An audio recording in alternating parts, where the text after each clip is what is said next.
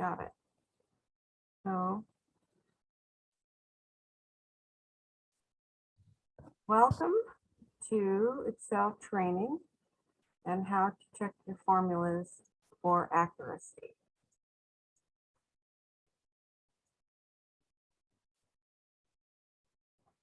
So if you're going to double check your formulas, you must realize that you can use those formulas to calculate new values, to analyze your data, and much more. But if you make a small mistake, it'll give you an incorrect result. And to make matters worse, your spreadsheet will not always tell you if this formula is wrong. It'll just give you the calculations and the wrong answer. So it's up to you to double check. And so I'm giving you a list of tips that will help you. It won't solve every problem that you encounter, but it will provide you with some tools to help identify some of the common errors. And so let's go. Make sure I didn't scoot too far. Yeah, I'm in the right place. So the first thing you're going to do is check your cell references. So in this little square cell here, we have B1 plus B2. If you double click on that formula, what does it do? It highlights all the reference cells and they're color coded. B1 is blue and cell B1 is blue. B2 is red and cell B2 is red. So we're adding these two cells. Now you want, I clicked too soon. Now you want to check to see if there's been any kind of a mix-up. The common mistake is to put them in the wrong order. For example, if you wanted to subtract C2 from C3, you want to do C3 minus C2, not C2 minus C3. So make sure that you've got them in the right order. And you can also break them down. Sometimes the formula is too complicated to check. So break it down into several smaller formulas. And if there are any problems, you'll know where they are. So here we have the price of 3 items and the subtotal. That's a simple add. Then you multiply it by 7.5% tax, which by the way looks like this when you put it in a decimal, 0.075, and there's your tax, and then you add them together. Now there's a shorter way to do this, but this way you're going to know exactly if you got it correctly written down. Here's my favorite piece of advice for any mathematical problem that you're doing, and that is to ballpark it. That's why in teaching math, we like to teach you how to estimate answers, because even though if you're adding up rounded off numbers in your head, it may not be the exact same number, but at least you'll know if you're in the right ballpark. Because if your number is much larger than you would expect, then there's probably a problem with your formula. If you're calculating the total price of 8 items that are 98 cents each, well, let's say they're $1 each, that should be $8. So if you're getting something bigger than $8, you know you probably have your decimal in the wrong place. So the price A2 over here was entered as 98 when it should have been 0.98, 98 cents, not $98. So obviously you can see that this isn't nearly close to the right answer, so you can go back and change it. You also need to check your arguments. The arguments mean the cell references and functions that you put into your formula. So if you get a little name error like this, obviously you know that it's not working. So what are the arguments here? We're looking for net work days and we have A2 right here. But you need more than one cell reference to actually have it work. Down here, you've got to have a start date and an end date, plus subtract for any holidays. So A2 is missing B2. And that's why you're getting this error message. So make sure you have all of the references included. So your net work days would be A2 and B2, and then your shipping time is correct. It's 3.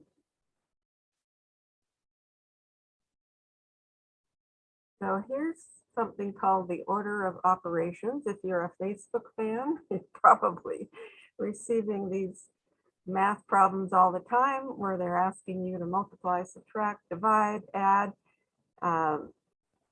and try to figure out who can get the right answer. And if you don't know the order of operations, you're not going to get the right answer.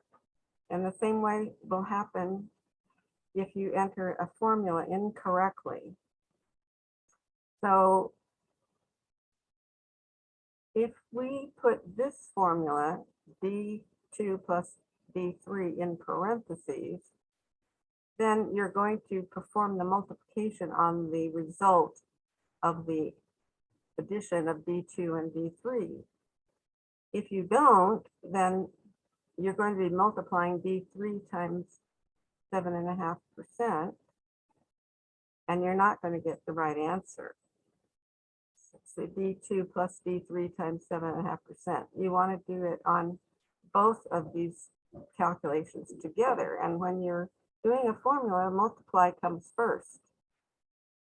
Add and subtract come after multiply and divide. So you can go to your formula view, which will give you a layout of all the formulas. You'll be able to see all the formulas in your worksheet, or you can do the control key and the accent key, which is up there next to the number 1. That's called the agave key, and that's a shortcut for displaying your formulas. And so you're always going to get formula errors, so don't panic. Check your formulas quickly by using control and accent key.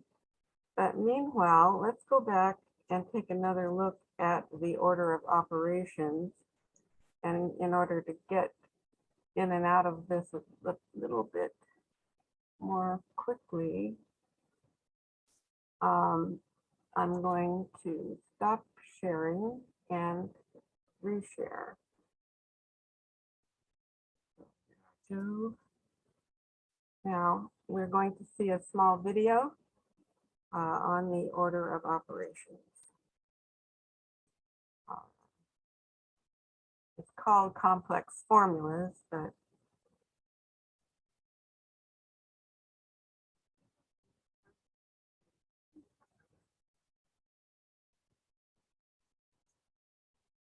you may already have some experience creating simple formulas that have only one type of operation.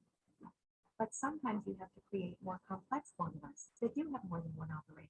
For example, addition and multiplication.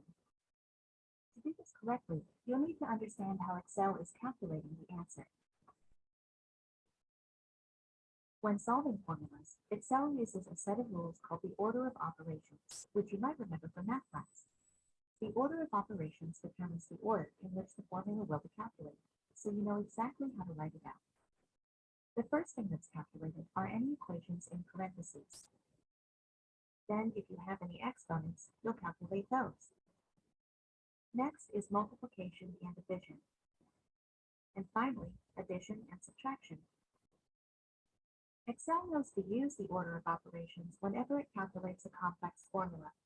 It's important that you remember it so you can create formulas that'll give you the correct answer.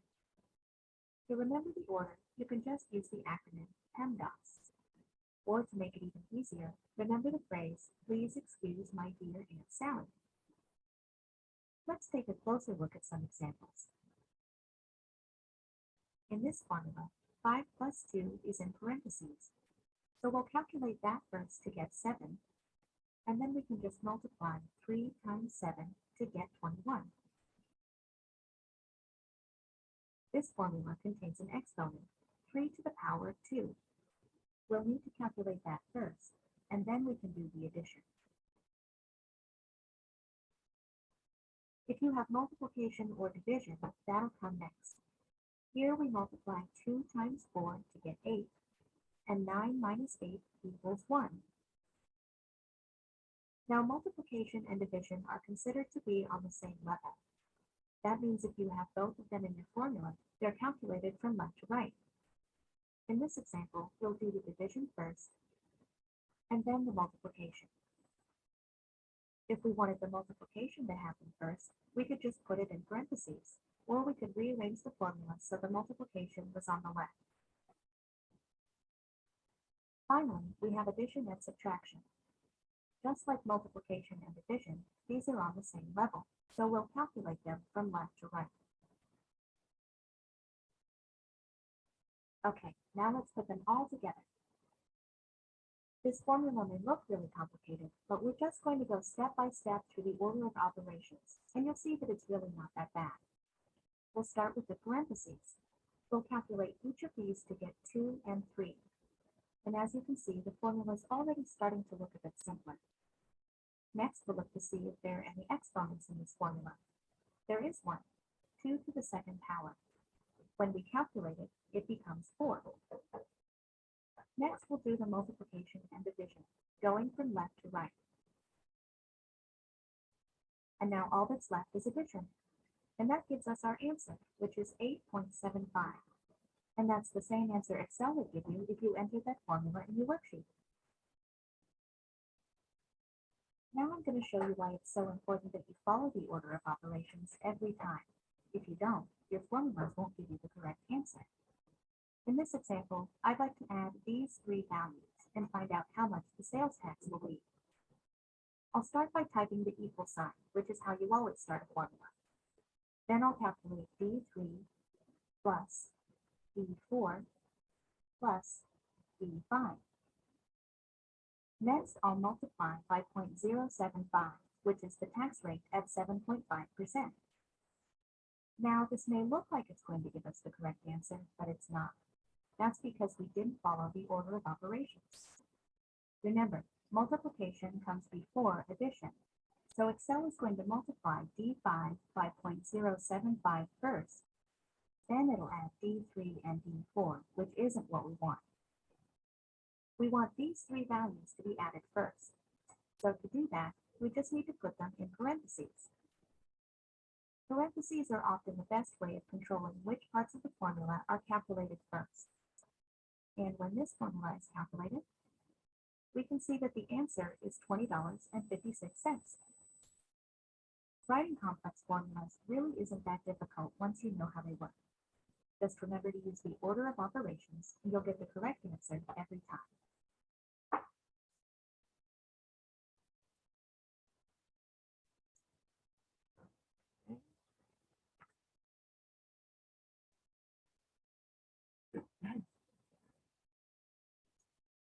So I will stop sharing that.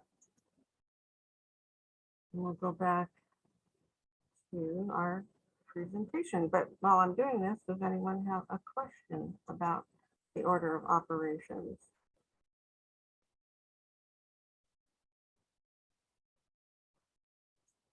All right. So we're going to practice reading formulas. They're usually less complicated than they appear, but it might take some effort to figure out how they work. So here's a little interactive quiz to test you on your ability to read formulas. And it's supposed to be an interactive quiz, but I may just have to have you guess out loud. But here's your formula bar up here, equals D1 times D2. And you can also look at them down here, blue D1 times red D2. So you need to determine which cell actually has the formula, and it's this one, of course. And you can see this mirrored down here. If you click up here, you should see a mark around the formula cell. And then I mentioned using the control key plus the accent. You can see all of the formulas at once. Then how do you understand what the formula is doing? So you're going to ask, why is that formula used? What is it doing? Let's take a look at this one. We have the formula here. And if we look up in our formula bar, we see it says average. So we can reasonably guess that this formula is trying to find the average. So again, think about the order of operations. We just went over that. The spreadsheets don't calculate from right to left only. So you are going to do the parentheses first. And if they are nested, they're going to do, again, the things that are in parentheses. Now here's our quiz. This is our formula. So here are some possible things that this formula is doing. Is it subtracting the inventory costs from the total budget? Is it multiplying the inventory costs by the total budget? Is it finding the average budget total? Or is it subtracting the total budget from the inventory costs? A, B, C, or D? It's hard to see if that's an asterisk or a dash. Right here, that's Mhm. a minus sign. Oh, okay. So give somebody else an opportunity. A? It could be multiply. If not multiply, if there isn't an asterisk. A. It's subtracting the inventory from the total budget. Well, inventory is being subtracted from the budget. So that looks pretty accurate. There's your inventory, and it's this is subtracting that. So that looks like the right answer to me. Does anybody disagree? Okay, let's try another one. So look at your formula, read what it's saying, and see if you can figure out what is it doing. Is it finding the total distance that the people ran? Is it finding the average, the longest distance, or the shortest distance? And it's a bit of a trick question in my opinion. So here's your formula, the max of these 5 rows. So which of these is it? Well, max would signify the largest. Longest distance. So it's looking for the largest number. C. Yep. It would be, so the longest distance would be the largest number. So yes, that's what it's looking for. So it'd be this one.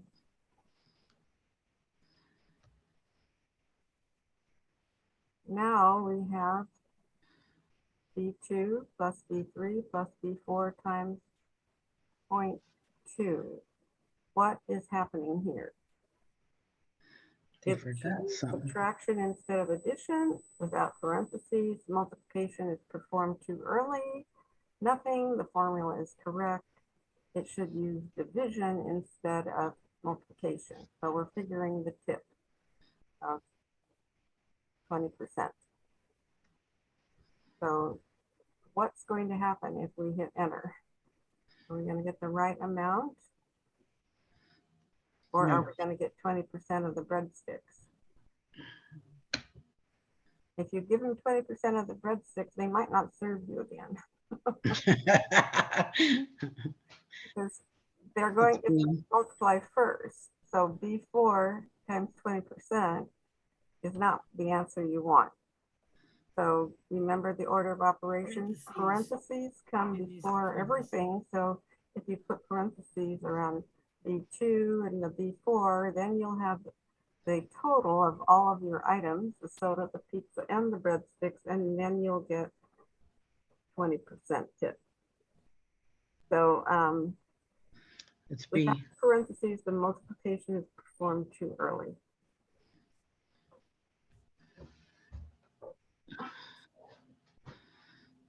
All right, here's another one. Our formula is here. It's the sum of, and that shows B3 through E3, B3 through E3. So what is it doing? Is it finding the highest value in that range? Is it multiplying the values in the cell column B? Is it counting the values or is it adding the values? Adding. It's adding. D. Sum is the same as add. Now, here's another one. We have the sum of this column and it's subtracting the sum of this column. So the values in C2 through C4 will be subtracted from which column? Or the sum will be, or are you just going to, the sum functions will be calculated?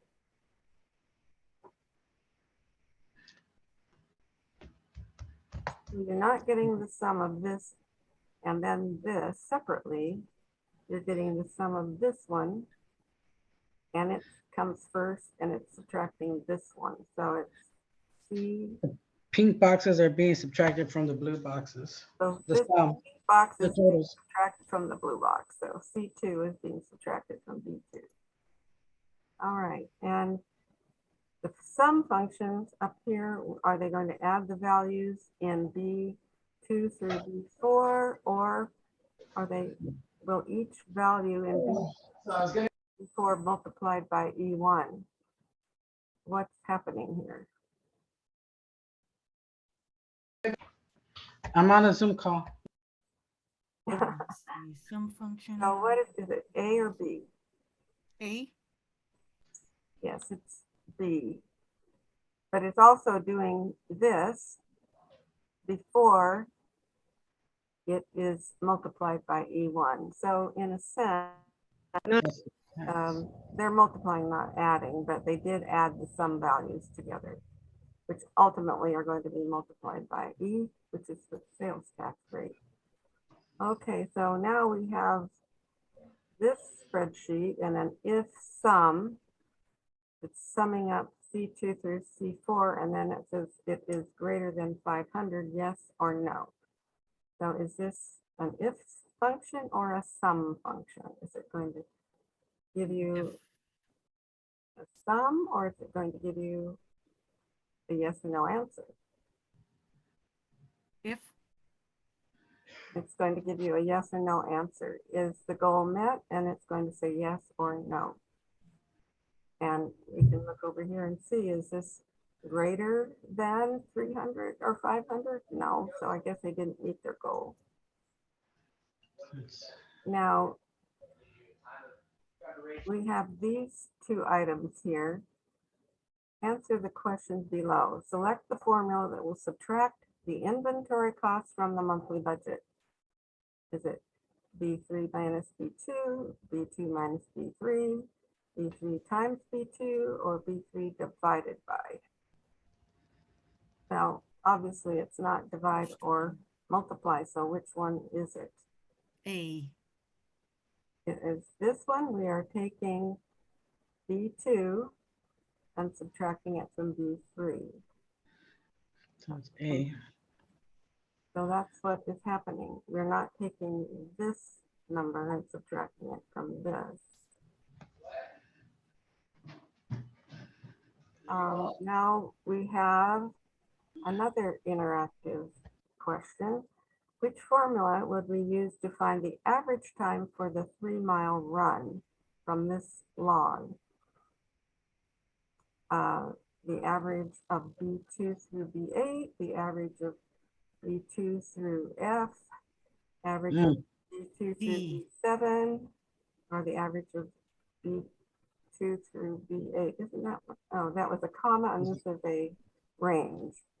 That one, the last one. The last one. The last one, we don't use commas. not in this simple calculation. And then, okay, which one is the fastest time in this log? Is it the maximum, average, minimum, or the sum of the minutes? Fastest time, Minimum. it would be this one. The shortest number will be the fastest time, or the smallest number. And then, which function adds up the totals from June? Is it sum, total, minimum, or average? Sum? Sum. That's the function that we use.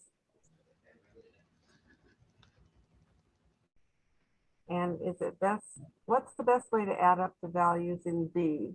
Would it be sum and then plus, plus, plus, plus, plus, or sum is B2 through B8, or B2 plus the sum of B8, or the sum of B2 through B2? The second one. Yes.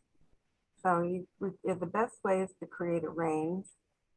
And that way, you don't have so many pluses to deal with. Plus, if you want to add rows to this, it'll automatically put the extra row in and you don't have to go back and add it in manually.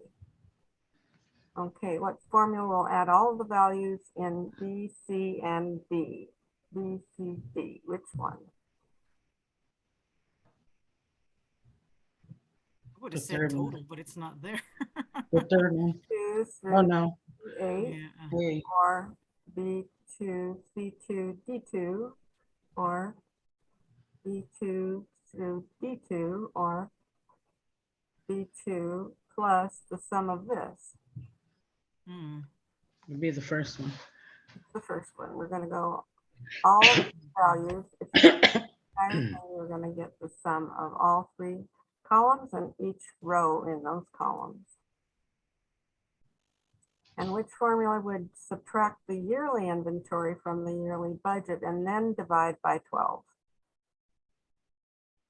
Yearly budget, subtract the yearly inventory, and then divide by 12.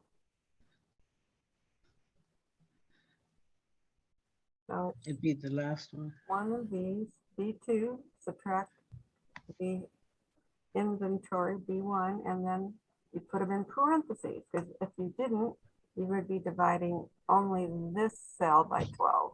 You want to divide both of them by 12. And if you want any more work on formulas, I can send you this link, and there's some flashcards there that can help you if you feel like that would be beneficial. So that's it for today. I did really actually finish everything, but that just means we have something left over for next time.